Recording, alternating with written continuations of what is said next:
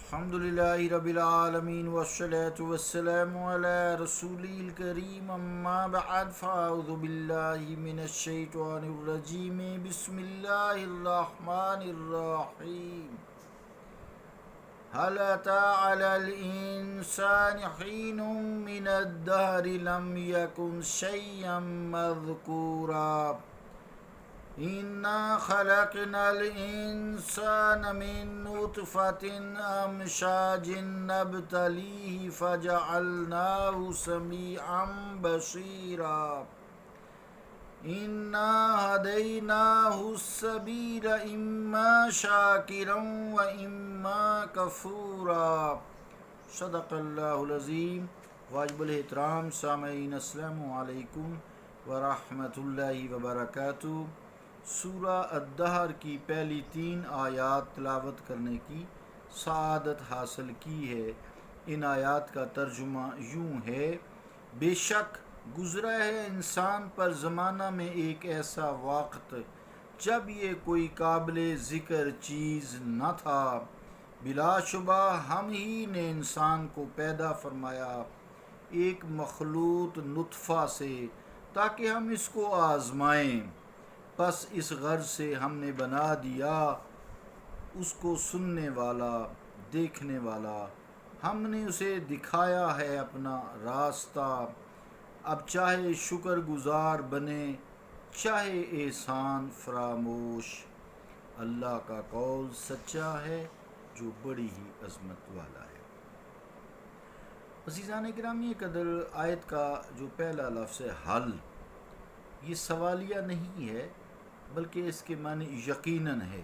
قد، اس کا معنی جو ہے استفہام یعنی سوالیہ نہیں ہے بلکہ قد یقیناً میں آتا ہے، یعنی ضرور یا یقیناً انسان پر ایک ایسا وقت گزر چکا ہے، آیا ہے جب وہ کوئی قابل ذکر چیز نہیں تھا۔ پھر حین من الدار میں حین کا لفظ ہے، اس کا مطلب ہے الزمان المطلق، یعنی مطلق زمانہ، چاہے وہ طویل ہے چاہے وہ شارٹ ہے، مختصر ہے۔ اور الدہر کا لفظ ہے، اس کا مطلب ہوتا ہے فی الاصل اسم لمدت العالم من مبدأ وجودہ الی انقضائہ، یعنی وجود عالم کی ابتدا سے لے کر انتہا تک کے عرصہ کو دہر کہتے ہیں۔ لسان العرب۔ ان الفاظ کا مطلب جاننے کے بعد آیت کا معنی آپ سمجھتے ہیں۔ ارشاد ہوتا ہے کہ دنیا کی لمبی عمر میں ایک وقت ہر شخص پر ایسا گزرتا ہے یا گزرا ہے یا گزرے گا جب وہ کوئی قابل ذکر چیز نہیں ہوتا۔ پیدا ہونے سے پہلے تو وہ ویسے ہی اس کا کوئی وجود نہیں تھا، معدوم تھا، اس کے ذکر کا تو سوال ہی نہیں پیدا ہوتا جب ایک چیز ہے ہی نہیں، ذکر کس بات کا۔ جب پھر اپنے ماں کے شکم میں وہ قرار پکڑتا ہے تب بھی کیا خبر ہے کہ اس شکم مادر میں وہ جو صدف ہے اس میں کس آب و تاب سے اور کس قدر قیمتی موتی پل رہا ہے۔ پھر جب وہ پیدا ہو جاتا ہے تو ایک کمزور سا نحیف سا بچہ ہوتا ہے، نہ چل سکتا ہے نہ بول سکتا ہے۔ بہرحال ہر شخص پر کوئی نہ کوئی ایسا دور گزر چکا ہے جب کہ وہ قابل ذکر چیز نہیں ہوتا۔ آج اگر وہ شہر یار ہے، تاجدار ہے، ایک لشکر جرار کا سپہ سالار ہے، اگر آج دولت و ثروت کے انبار اس کے قدموں میں ڈھیر ہیں تو اس کو مغرور ہو کر اپنے رب کو، پروردگار کو فراموش نہیں کر دینا چاہیے، بلکہ ہر لحظہ اپنی اصلیت پر نگاہ رکھنی چاہیے۔ اگلی آیت میں جو آیت نمبر 2 ہے، اس میں انسان کی پیدائش کی حقیقت کو بیان فرمایا جا رہا ہے۔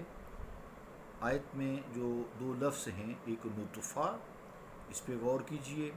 نطفہ کا مطلب ہوتا ہے الماء القلیل یبقى فی الدلو وقیل ہی الماء الصافی، لسان العرب یعنی وہ پانی کے چند قطرے جو ڈول میں رہ جاتے ہیں، صاف نتھرے ہوئے پانی کو بھی نطفہ کہا جاتا ہے۔ مرد کے مادہ منویہ پر بھی اس کا اطلاق کیا جاتا ہے، اور یہاں اس سے مراد یہی معنی ہے۔ پھر دوسرا لفظ جو ہے امشاج ہے، یہ جمع ہے، اس کا واحد جو ہے مشیجن ہوتا ہے، جیسے یتیم کی جمع ایتام ہوتی ہے۔ ابن سیدہ رضی اللہ تعالیٰ عنہ فرماتے ہیں کہ مرد و عورت کے پانی کے خلط مل جسے مکس کہتے ہیں ہونے کو مشیج بولتے ہیں، لیکن صحیح ہے کہ مرد کا وہ پانی جو عورت کے پانی کے ساتھ مل جاتا ہے اسے مشیج کہا جاتا ہے۔ ابن سکیت کہتے ہیں المشاج یعنی الاخلاط یرید اخلاط النطفۃ لأنها ممتزجۃ من انواع ولذلك یولد الانسان ذات طبائع مختلفہ۔ لسان العرب یعنی امشاج جو ہے، لفظ ہے امشاج، ان عناصر کو کہتے ہیں جن سے نطفہ کا قوام تیار ہوتا ہے، کیونکہ یہ مختلف قسموں سے مرتب ہوتا ہے۔ آج ریسرچ ہوئی ہے، مائکروسکوپ میں بھی یہی بتایا جاتا ہے، عناصر کے اسی قسموں کے باعث انسان کے طبیعتوں میں یعنی اختلاف ہوتا ہے، اور ان کی صلاحیتوں میں بھی فرق ہوتا ہے۔ یہ سارا جو پڑھے لکھے لوگ ہیں، کروموسوم جینز جو ہیں، یہ ایک علم الگ آ گیا، اللہ تعالیٰ نے فضل کیا ہے، اللہ تعالیٰ نے اس باریک سی چیز کو بھی اللہ کریم نے جو ہے ہمیں علم عطا فرما دیا ہے، اس سے اللہ تعالیٰ پہ اور پختہ ایمان ہوتا ہے۔ عزیزان گرامی قدر، جو نطفہ کا لفظ ہے یہ واحد ہے، اس کی یقیناً جو صفت ہے وہ بھی واحد ہی آنی چاہیے تھی۔ اس کے بارے میں کہا گیا ہے کہ امشاج جو ہے جمع نہیں واحد ہے، اور اسے مشیج کی جمع کہتے ہیں۔ جیسے پہلے میں نے بیان کیا ہے، وہ اس کا یہ جواب دیتے ہیں کہ پھر نطفہ اگرچہ بے شک یہ واحد ہے، ٹھیک ہے، لیکن یہ متعدد عناصر سے چونکہ مرکب ہے، اس میں بہت ساری چیزیں ہوتی ہیں، اس لیے اس کے اجزاء کا اعتبار کرتے ہوئے صفت جمع ذکر کر دی گئی ہے۔ سائنس بھی یہی کہتی ہے، یہ ایک بات یاد رکھیے، پکی ذہن اٹھا لیجیے، سائنس سے قرآن کو چیک نہیں کر سکتے، سائنس سے قرآن کی تصدیق نہیں کر سکتے، قرآن سے سائنس کی تصدیق کر سکتے ہیں کہ یہ غلط کہہ رہی ہے، درست کہہ رہی ہے۔ یہ اللہ تعالیٰ کا کلام ہے، جامع ہے، مکمل ہے، اس میں نہ کوئی چیز داخل ہو سکتی ہے، نہ کوئی چیز اس سے باہر نکل سکتی ہے۔ پھر آگے جو فرمایا گیا ہے انسان کو کہ ہم نے گوناگون صلاحیتوں سے نوازا ہے، گوناگون صلاحیتوں سے جب نوازا ہے، خوبیوں سے اسے آراستہ پیراستہ کر دیا، اس میں بہت ساری قوتیں ہم نے ودیت کر دی ہیں۔ کیوں کر دی ہیں؟ اس لیے کہ ہم اس کو آزمائیں کہ آیا وہ ہمیں پہچانتا بھی ہے یا نہیں پہچانتا۔ پہچان اگر کر لیتا ہے تو کیا وہ ہماری نعمتوں کا شکر ادا کرتا ہے یا نہیں۔ ای نختبرہ یعنی ہم اس کو آزمائیں، تفسیر قرطبی۔ نبتلی کا لفظ ہے، اس کا دوسرا یعنی دوسری آیت میں اس کا دوسرا مفہوم یہ بھی بتایا گیا ہے کہ ہم اسے اوامر و نواہی کا مکلف کر سکیں۔ عقل دی، ارادہ دیا، اختیار کی پھر قوتیں اسے دی گئیں تاکہ وہ استعمال کرے۔ ان کا مقصد بھی یہی ہے کہ وہ احکام شریعت، احکام الہی، احکام شرعی کا بوجھ اٹھا سکے اور اس کو قبول کر کے اس پہ عمل پیرا ہو سکے۔ اس لیے اللہ کریم فرماتا ہے کہ ہم نے اسے مشاہدہ، آیت نمبر آخری ہے 3 نمبر، کہ ہم نے اسے مشاہدہ کی قوت عطا فرمائی، فہم کی قوت عطا فرمائی۔ سمیع کا مطلب ہوتا ہے سمیع، صرف سننے والا نہیں بلکہ دعوت حق کو سننے والا۔ اسی طرح لفظ ہے بصیرہ 2 نمبر آیت میں، بصیرہ صرف دیکھنے والا نہیں بلکہ نور حق کو دیکھنے والا۔ پھر ہم نے اپنے فضل و کرم سے اس میں یہ صلاحیتیں رکھیں، اب اس کی مرضی ہے کہ وہ ان سے کام لے چاہے نہ لے۔